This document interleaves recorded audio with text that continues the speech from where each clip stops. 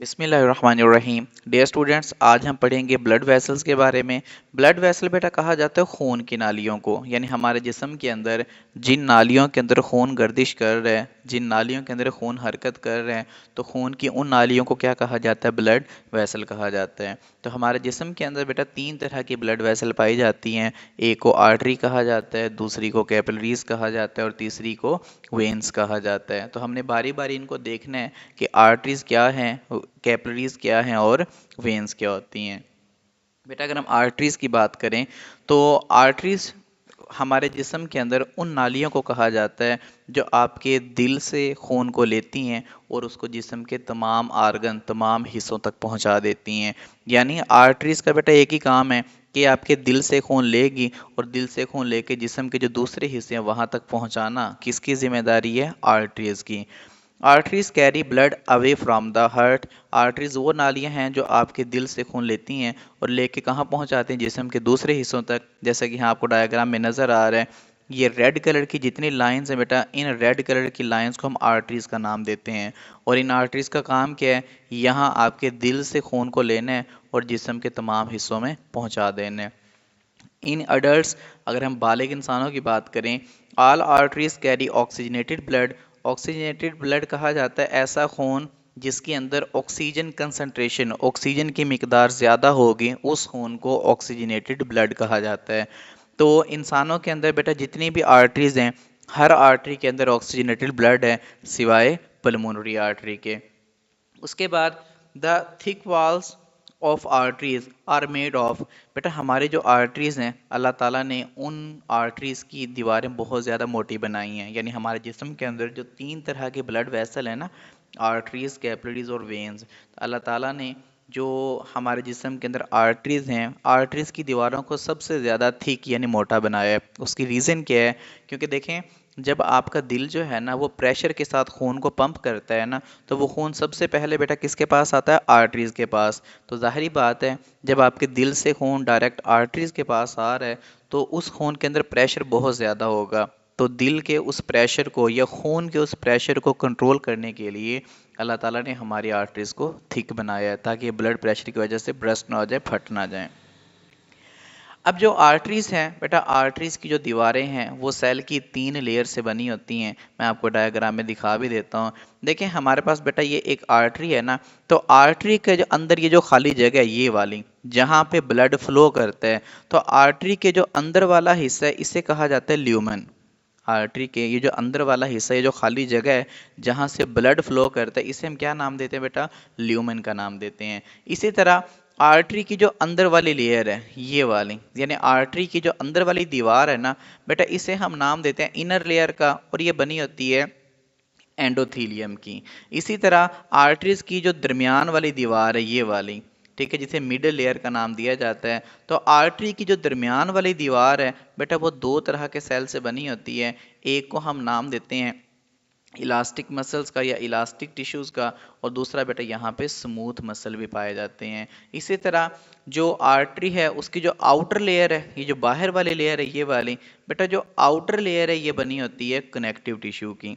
यानी हमारे जिस्म के अंदर जो आर्टरीज पाई जाती हैं, आर्टरीज की दीवारें सेल की तीन लेयर्स की बनी होती हैं। सबसे अंदर वाले जो लेयर है ये वाली, वो एंडोथीलियम की सॉरी ये वाली एंडोथीलियम की बनी होती है।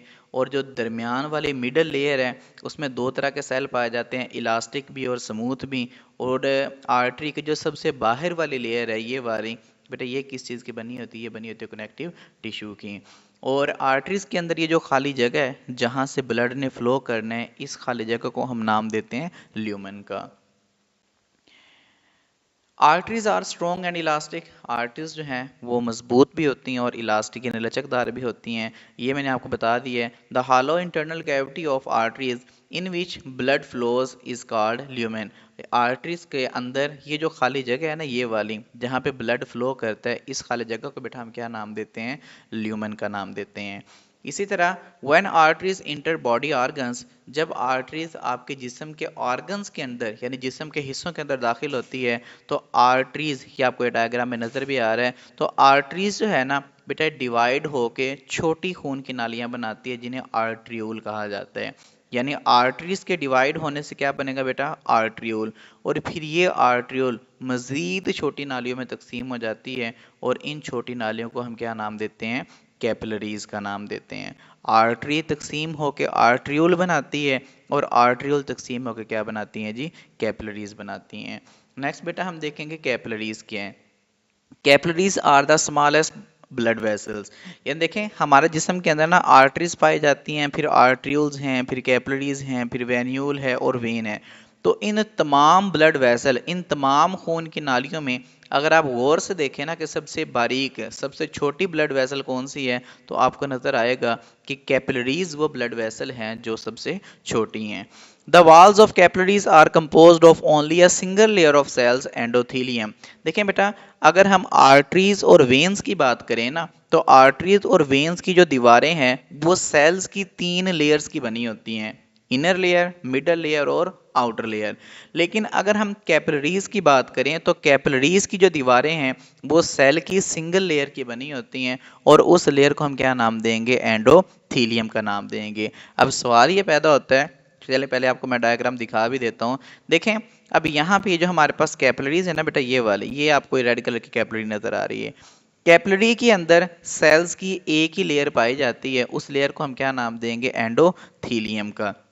अब सवाल ये पैदा होता है कि जब आर्टरीज और वेन्स के अंदर 3-3 सेल्स की लेयर हैं, तो कैपिलरीज के अंदर सेल की एक लेयर क्यों है? उसकी रीज़न बेटा ये होती है कि जो कैपिलरीज है ना, इसका डायरेक्ट लिंक होता है आपके टिश्यूज़ के साथ। ठीक है जी, यानी आप ये कह लें कि कैपिलरीज वो ब्लड वेसल हैं जिसने टिश्यूज़ के साथ चीज़ें एक्सचेंज करनी होती हैं। यानी ब्लड से चीज़ें निकल के आपके टिश्यूज़ में जानी होती हैं और टिश्यू से चीज़ें निकल के आपके ब्लड में आनी होती हैं। तो कैपिलरीज ने चीज़ों को एक्सचेंज करना है, इसी वजह से कैपिलरीज की दीवारों को पतला बनाया जाता है। तो देखें जैसे ये कैपिलरी आपको डायग्राम में नज़र भी आ रही है।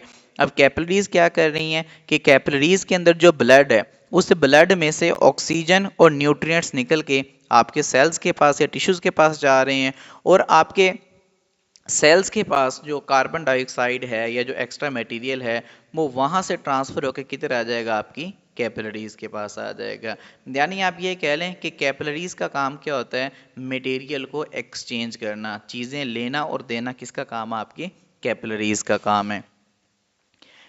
उसके बाद है जी कि कैपिलरीज जो है ना, यहाँ पे देखें आर्टरीज के डिवाइड होने से आर्ट्रियोल बना था और आर्ट्रियोल ने डिवाइड होकर क्या बना दी हैं, कैपिलरीज बना दी हैं। इसी तरह अब ये कैपिलरीज दोबारा आपस में मिल के थोड़ी सी बड़ी नालियां बनाएंगी, उन्हें वेन्यूल कहा जाता है और यही वेन्यूल दोबारा मिल के क्या बना देंगी, वेन बना देंगी। यानी आर्टरी डिवाइड होकर आर्ट्रियोल बनाएगी, आर्ट्रियोल के बाद कैपिलरीज बनेंगी, कैपिलरीज फिर मिल के आगे वेन्यूल बनाएंगे और वेन्यूल से आगे बेटा क्या बन जाएगी, वेन बन जाएगी। तो चलिए आगे हम देखते हैं कि वेन क्या होता है।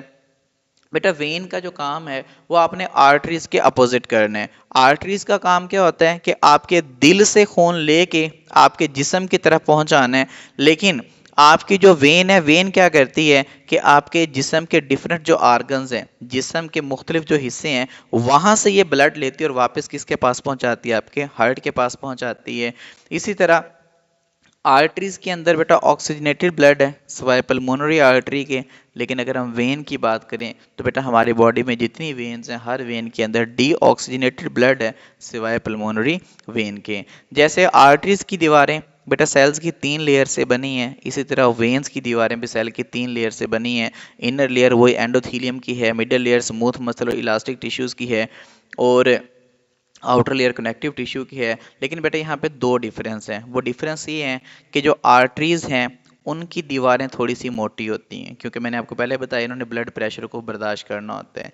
लेकिन अगर हम अगर हम वेन्स की बात करें, वेन्स की जो दीवारें हैं ख़ास तौर पर जो मिडल लेयर है वो बहुत ज़्यादा थिन होती है, बारीक होती है, किसकी निस्बत, आर्टरी की निस्बत। यानी आप ये कह लें कि आर्टरीज की दीवारें मोटी होती हैं लेकिन वेन्स की दीवारें थोड़ी सी पतली होती हैं। ये इनमें पहला डिफरेंस है। दूसरा बेटा इनमें डिफरेंस क्या होता है, बेटा आर्टरीज के अंदर ना कोई वॉल वगैरह नहीं लगा होता, लेकिन वेन्स के अंदर जब आपका ब्लड बेटा नीचे से ऊपर जा रहा है ना, तो हो सकता है वो ब्लड वहां पे रुक के दोबारा वापस आना शुरू कर दे। क्योंकि देखें ना, जब अगेंस्ट द ग्रेविटी यानी नीचे से कोई चीज़ ऊपर जा रही है तो हो सकता है वो चीज़ दोबारा ऊपर से किधर आना शुरू हो जाए, नीचे। तो उस ब्लड के बैक फ्लो को रोकने के लिए, यानी खून के वापसी बहाव को रोकने के लिए आपकी वेन्स के अंदर क्या लगे होते हैं, वाल्व लगे होते हैं। जैसे वाल्व यहाँ पे आपको नज़र भी आ रहे हैं। वो वाल्व क्या करते हैं कि जब आपका ब्लड ऊपर से दोबारा नीचे आने की कोशिश करता है तो वेन उसको वहीं पे रोक देती है, और इन्हीं वाल्व के ज़रिए